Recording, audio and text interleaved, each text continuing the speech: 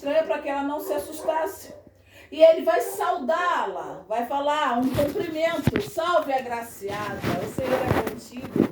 A Bíblia vai dizer que era uma saudação tão diferenciada que ela se turbou, porque ela não entendeu muito bem o que ele estava dizendo. Meu Senhor. Mas olha bem, a vida dela estava lá, teoricamente correndo tudo bem, e Deus tem um propósito com ela que ela ainda não sabe. E Deus envia um anjo na casa dela. Glória a Deus. Por quê? Porque Deus sabe o endereço. É verdade. Louvado seja Deus. E aqui o profeta, ele estava, a Bíblia não diz que ele estava em casa, mas vamos conjecturar, aonde quer que ele estivesse, ele estava pronto para ouvir a voz de Deus, porque quando Deus vai falar com ele é movido em espírito, não há uma resistência. Então, a postura do profeta naquele momento de Ezequiel era correta. Meu Deus. Era correta. E Deus vai saber exatamente onde ele está para pegar ele em espírito e levar ele aonde Deus quer que ele esteja. O Senhor sabe como nós estamos. É verdade. Conhece o endereço do profeta, mas também conhece o endereço do vale de ossos secos. É, Senhor. Aleluia. Deus pega ele aonde ele estava e leva ele até uma situação que não era uma situação fácil. Era uma situação de perda. Era uma situação de vergonha. Era uma situação de falta de esperança. Meu Deus. Aleluia, louvado seja Deus. Louvado seja E Deus vai pegar o profeta e vai levar ele agora nessa situação. E enquanto a gente está aqui falando, e eu iniciei dizendo que é muito bom a gente estar no lugar onde a gente está numa zona de conforto, acomodado, sentado, onde a comida está preparadinha para nós. Nós que ministramos, por exemplo, se eu for num congresso, aí tá lá, e o congresso já começou, me atrasei, tá lá todo mundo esperando o pregador. Aí abre até espaço, o pregador chegou, coloca um lugarzinho aqui, papapá. É uma zona de conforto. Quando termina, tem um presentinho para o pregador, tem uma oração, tem uma bênção para o pregador. É uma zona de conforto. Mas quando o Senhor nos leva numa situação onde a situação não é favorável, quem sou eu diante do Senhor quando há uma grande dificuldade? Meu Senhor. É muito fácil adorar quando está caindo dinheiro na conta, quando eu tenho o carro, quando eu tenho a casa, quando está tudo favorável. Mas e agora quando vem a escassez? Quem é Deus na minha vida? Jesus.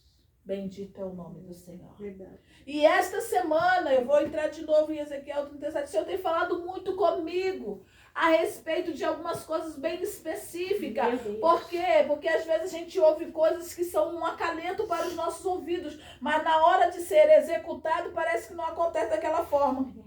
Só parece? Não, realmente não acontece, porque o meu pensamento ele é muito limitado, o de Deus é maior.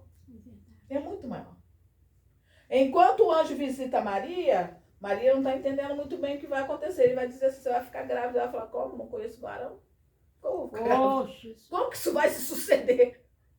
Ela não sabia, porque aquilo que ela tinha de conhecimento era muito pequeno para aquilo que Deus queria apresentar na vida dela. Verdadeiramente, ó Deus. Ela não tinha noção que o nome dela seria falado milênios depois. Que alguns iam até adorá-la. Meu Deus. Ela não tinha noção.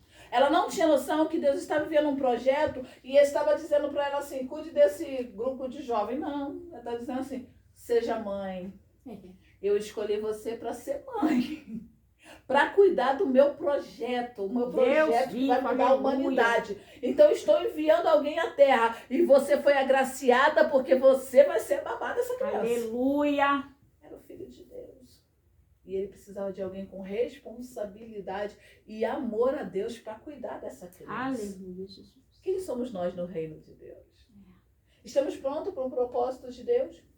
E eu estava essa semana muito em confronto comigo mesmo.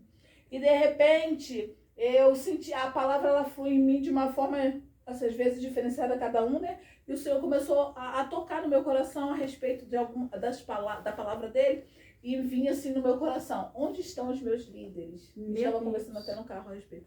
Onde estão os meus líderes? Eu falei, você pensei, os líderes estão lá, né? Aquelas pessoas famosas que estão lá, que são os líderes das nossas igrejas, das partes religiosas, eles são os líderes. E aí veio de novo, onde estão os meus escolhidos? Meu Deus. Aí eu pensei, espero que eu seja uma, né, Senhor? Porque a gente às vezes fica meio lá na dúvida, será que eu sou mesmo escolhido? Não sei o quê. Mas quando o Senhor falou isso, ele veio com um ensinamento que o Espírito Santo ele nos ensina. E aí começou a ecoar no meu coração. Oh, glória. Os meus escolhidos estão nos lagares malhando trigo. Oh, Pai.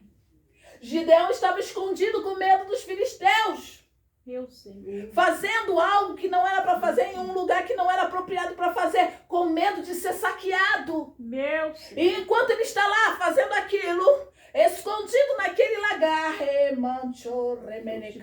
Deus envia um anjo, porque Deus conhece o endereço, ele sabe quem é você, ele sabe quem é você, ele sabe quem é a senhora, Meu Deus. ele sabe quem sou eu.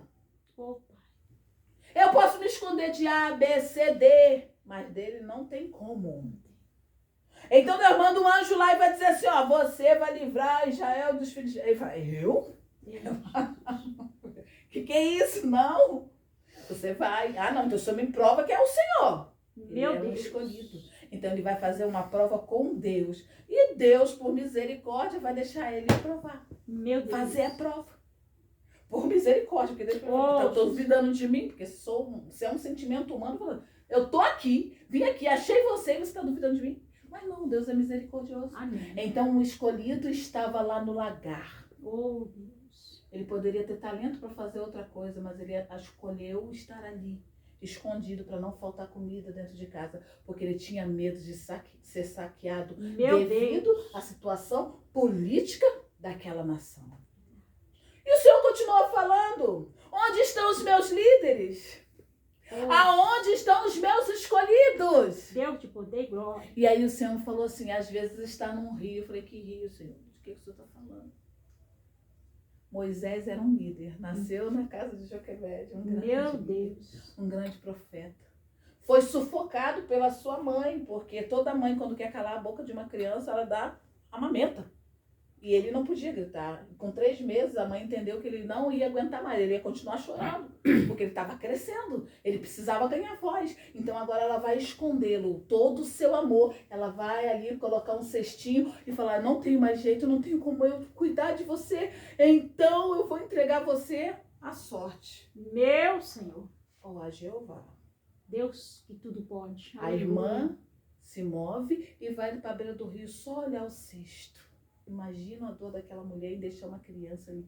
Porque não era um rio qualquer. Tinha coisas naquele rio. E o vento é contrário. Oh, glória. E leva ele para a casa daqueles que queriam matá-lo. Lá estavam os escolhidos de Deus. Deus preservando a sua promessa. Porque eu não posso preservar, mas Deus pode. Eu não posso garantir a minha palavra, mas Deus garante a dele. Aleluia. Louvado seja Deus, ele garante a dele. Se ele falou, vai se cumprir. Se foi Deus que falou, vai se cumprir. Louvado seja Deus. E o Senhor continuou falando, onde estão os meus escolhidos? Muitas das vezes os meus escolhidos estão perseguindo vocês. Eu falei, não, Senhor, e aí? Meu Deus. Saulo estava a caminho de Damasco. Algumas traduções vão dizer que ele respirava ir contra os servos de Deus. Meu Deus. E Deus é tão perfeito que ele sabia que não adiantava mandar lá um discípulo. Tinha que ir ele mesmo. Oh, Então Jesus vai. E quando Jesus chega, algo acontece. Porque ele é a luz do mundo. verdade. Então, o cavalo vê aquela luz, para. Joga o outro lá no chão. É. O que aconteceu? Todo mundo viu a luz. O que aconteceu? Quem é que... Saulo, Saulo, eu conheço teu nome, teu endereço e o propósito do seu coração. Meu Senhor. Mas quem é? Eu sou Jesus a quem tu persegues. É Jesus. E ali tinha um plano de Deus para a vida daquele homem. Oh, glória. Aonde estão os escolhidos de Deus? Os escolhidos de Deus não estão em situações muitas das vezes favoráveis. Porque eles são provados desde antes deles nascerem. Meu Mas Deus. existe um propósito para a vida deles. E é um propósito específico. Por isso Ezequiel foi levado num vale de ossos secos. Meu Deus. Ele anda, Deus fala assim, anda no meio deles. Ou seja, sinta a situação do que está acontecendo. Oh, Jesus. A gravidade era grande. Era grande, a dimensão era enorme. Mas Deus poderia fazer um milagre. Quando a esperança vai embora, Deus pode fazer ainda um milagre. Aleluia. Deus levou ele ali. Por que que Deus levou ele ali? Deus levou ele ali para dizer assim, olha bem isso daí. O que você acha disso daí que você está vendo? Eu nunca vi crente nenhum dizer que está no vale e está feliz no vale. Eu estou no deserto, muito feliz lá no deserto, irmão. Alguém contando um testemunho quando pega o microfone. Eu estou no deserto, entende, irmão? Estou muito feliz lá, não me tirem de lá. Ninguém fala isso. Toda vez que um crente pega o microfone e fala que está no deserto, ele está falando assim, estou na escassez. Não há mais solução. Quando se fala de vale, vai falar de humilhação, porque tem montanhas, e você não está na montanha, você está embaixo. Meu O vale Deus. é aqui. O Vale do Paraíba é assim. Meu Deus. É um rio, tá lá. A gente está aqui no vale. Tudo cresceu em torno do vale. Só que esse vale era um cemitério a céu aberto. Aquelas pessoas tinham sido Oh, expostas. Deus. Elas não foram dignas de serem enterradas. Para a cultura judaica isso era terrível. Então tinha acontecido uma batalha naquele vale. E as pessoas não ganharam, perderam. Então o que a gente faz quando a gente perde? Meu Deus. Chora. O que a gente faz quando a gente perde? Além de chorar, a esperança vai embora. A fé, mete o pé também. Porque a fé ela é evidenciada conforme as coisas vão acontecendo. Você crê, mas tem um limite ali, ó. Quando você crê, vai acontecer, aí quando pum! Nossa, mas não aconteceu dessa forma. Aí eu escolho continuar crendo ou desistir de crer. Meu Senhor.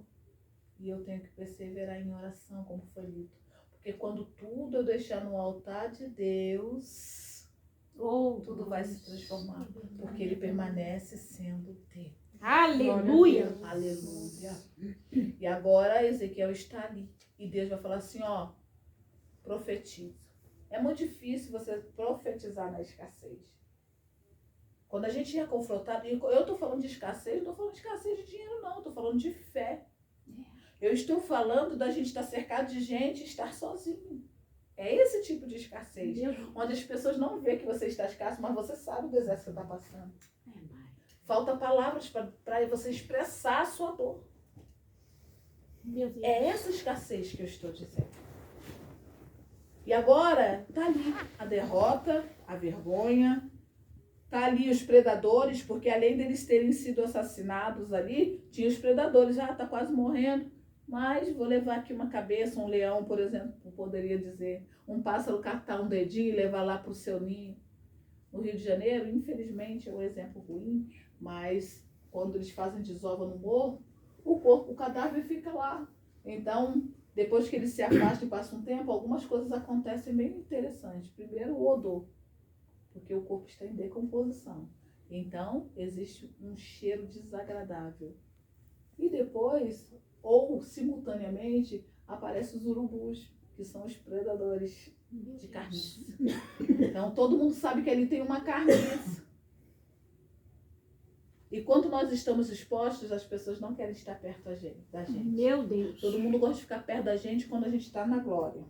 Você está bem, você tem fama, você tem, hoje em dia, seguidores, né? Muitos seguidores. Meu Jesus. Mas se você foi cancelado, como minha filha fala, tchau. Ninguém quer ficar perto de você. Para não ser cancelado também. Meu Senhor. Assim é em empresa, assim é em igreja, assim é na família. Não é diferente.